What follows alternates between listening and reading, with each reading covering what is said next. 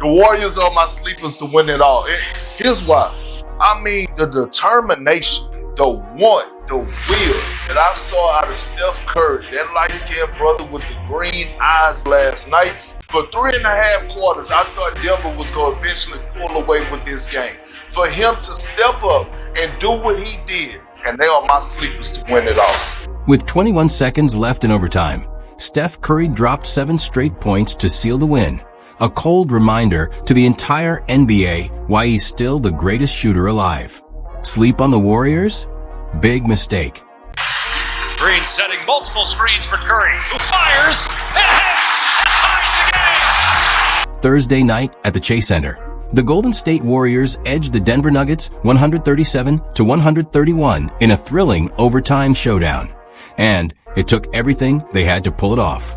Aaron Gordon was nothing short of spectacular, erupting for 50 points on 81% shooting, including an incredible 10 of 11 from beyond the arc.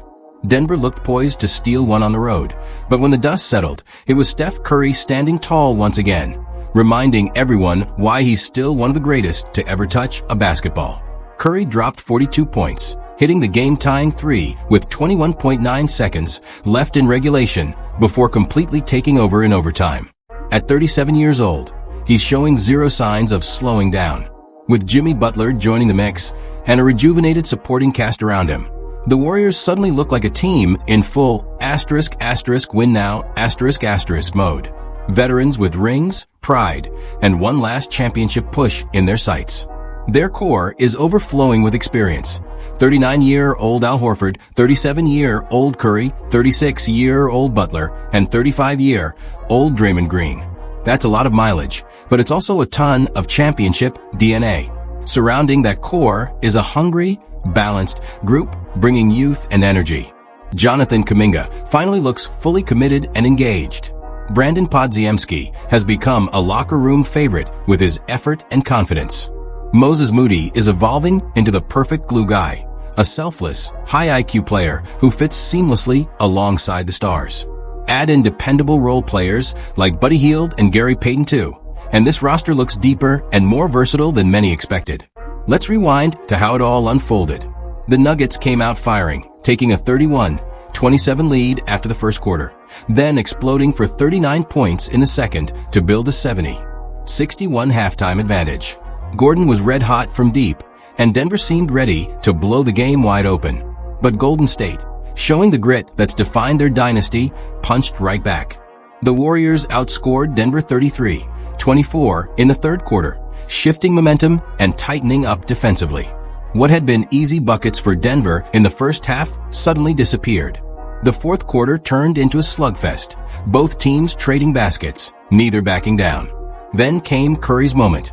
Down 3 with under 22 seconds to go, he rose up and buried a signature deep 3, sending the Chase Center into absolute chaos. In overtime, Golden State's championship pedigree took over. They outscored the Nuggets 17-11, with Curry scoring 7 crucial points in the extra period. He finished 14 of 25 from the field, 6 of 12 from 3, and 8 for 8 from the line, adding 6 rebounds, 7 assists, 3 steals, and a block in just under 37 minutes. At 37 years old, Curry continues to defy time, and the Warriors, once again, look dangerous. Most of that coming in the first half. Curry, a little airspace. That's all they need. 38 for Curry. Here's the thing about this Warriors team. They're no longer just living and dying by Steph Curry's brilliance. They finally have real, reliable help around him. Jimmy Butler delivered a complete performance with 21 points, 6 assists, 5 rebounds, and 3 steals, providing the steady veteran presence Golden State has been missing since their last title run. His composure in clutch moments, his willingness to make winning plays, and his defensive grit were all on full display. Draymond Green was nearly everywhere, flirting with a triple-double by putting up 13 points, 8 rebounds, and 8 assists, while shooting an impressive 62.5% from the field. It was vintage Draymond, controlling tempo, organizing the defense, and setting the emotional tone. The supporting cast showed up big, too. Jonathan Kuminga chipped in 14 points on 6 of 11 shooting, attacking the rim and playing with confidence. Al Horford knocked down 3 of 4 from deep on his way to 13 points, proving his veteran shooting touch still matters. Brandin Podziemski and Buddy Hield each added 11 points, while Gary Payton II brought trademark defensive intensity, contributing 6 points and 6 rebounds in limited minutes. This is real depth, a lineup that can survive injuries, rest veterans, and still compete with anyone. Now, look at what they had to overcome. Aaron Gordon's 50-point explosion was one of the most efficient scoring nights in recent NBA memory. He shot 17 of 21 from the field and an absurd 10 of 11 from three-point range, a 90% clip on double-digit attempts. He was also perfect from the free throw line, 6-4-6. Early on, Golden State's defense dared him to shoot, and he punished them repeatedly. But credit the Warriors, they adjusted, tightened up, and never panicked, even as Gordon looked unstoppable. Nikola Jokic recorded another triple-double with 21 points, 13 rebounds, and 10 assists, though he struggled with efficiency, shooting 34.8% from the field and just 15% from three. Jamal Murray added 25 points and 10 assists on 55% shooting, keeping Denver in the fight. Statistically, the Nuggets actually shot better overall, 53.7% to Golden State's 50.5%, but the Warriors' perimeter volume made the difference. Golden State went 18 of 47 from deep, compared to Denver's 16 of 40. Those extra makes from beyond the arc, along with fewer mistakes, prove crucial. The Warriors committed just 9 turnovers to Denver's 13, giving them a handful of extra possessions. And in a game this tight, that's exactly what sealed the win. Curry secures it. Nobody picks up Curry, takes it all the way and lays it in. The Warriors still have championship DNA, and Steph Curry's still got it. The Warriors earned this the hard way. They attacked the rim all night, drawing 25 free throw attempts compared to Denver's 14. Converting 19 of those gave them a 6-point edge from the line, exactly the margin they won by. It was a kind of game that showcased everything Golden State represents: championship experience, composure under pressure, and that timeless quality of Steph Curry being Steph Curry when it matters most. Opening night against the Lakers offered an early preview of what this team could become. Jimmy Butler led the way with 31 points, going a perfect 16 for 16 from the free throw line, the most made without a miss in a Warriors opener since Rick Barry back in 1975. Curry added 23 points, including a 36-footer in the final minutes, to seal a 119-109 win. Jonathan Kuminga chipped in 17 points, 9 rebounds, and 6 assists, showing a level of trust and maturity from Steve Kerr that hadn't always been there before. That Lakers game wasn't flawless. Luka Doncic carved them up, and Golden State coughed up 18 turnovers. But even with mistakes, the Warriors flashed the traits that separate contenders from pretenders: swarming defense, smart rotations, and the ability to turn missed shots into fast break points. The Lakers shot just 8 for 32 from deep, a brutal 25%, and Golden State made them pay on the other end. Butler's impact extended far beyond the box score. His 16 free throw attempts controlled the game's rhythm. Every time Butler slowed things down and got to the line, the Warriors' defense had time to reset. Instead of scrambling back in transition, they could organize in the half court, where veterans like Draymond Green, Al Horford, and Butler communicate, switch, and dictate matchups. It's subtle, but that's how experienced teams win, by controlling pace and forcing opponents to play their game. Before Butler arrived last February, Golden State ranked dead last in free throw attempts. After the trade, they jumped to first in free throw rate, a single shift that changed their season. They went from a team teetering on the edge to one storming into the second round. Steve Kerr summarized it perfectly. It was the reason we became a good team last year. As soon as we got him, he provided stability, the ability to get fouled, go to the line, and settle the game down. He never turns the ball over.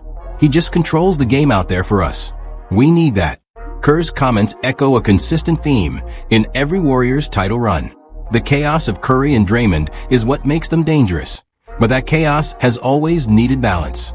In previous years, steady veterans like Andre Iguodala, Sean Livingston, and David West provided that calm.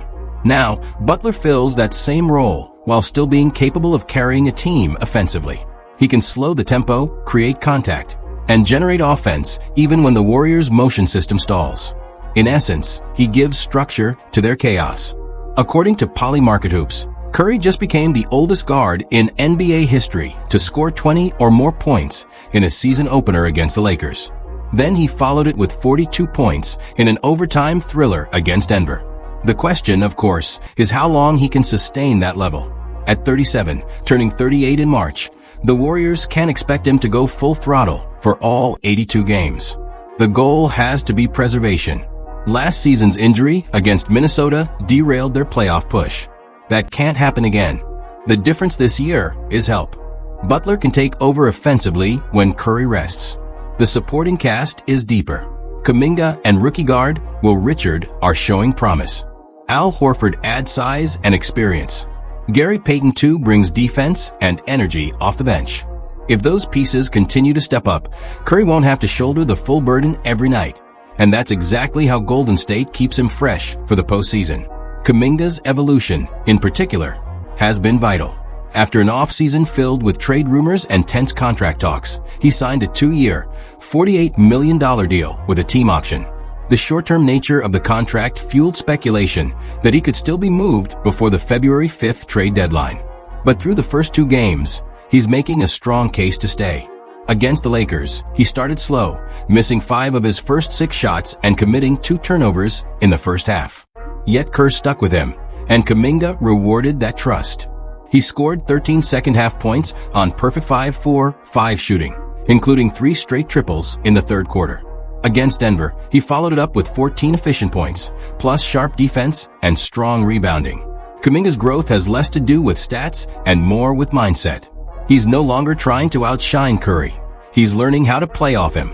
He's embracing the idea of thriving within the chaos rather than fighting against it.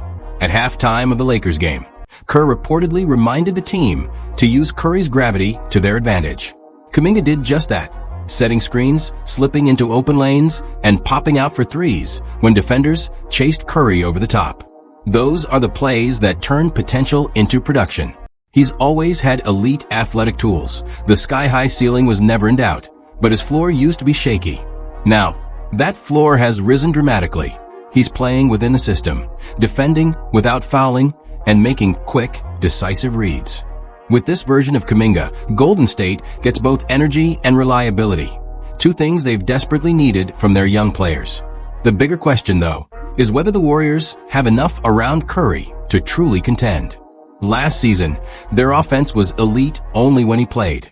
Their offensive rating was 13.4 points higher with Curry on the floor, his largest on-off differential since 2018-19. After Butler's arrival on February 8th, Curry's scoring jumped from 22.7 to 27.3 points per game, while the Warriors' overall offensive ranking climbed from 18th to 8th. Over that stretch, they won 23 regular season games, 3rd most in the league. But once the playoffs began, the same issue resurfaced. When Curry sat, the offense collapsed. Their offensive rating plummeted by 16 points per 100 possessions whenever he was off the court. And after his hamstring injury against Minnesota, the season unraveled in a 4-game skid.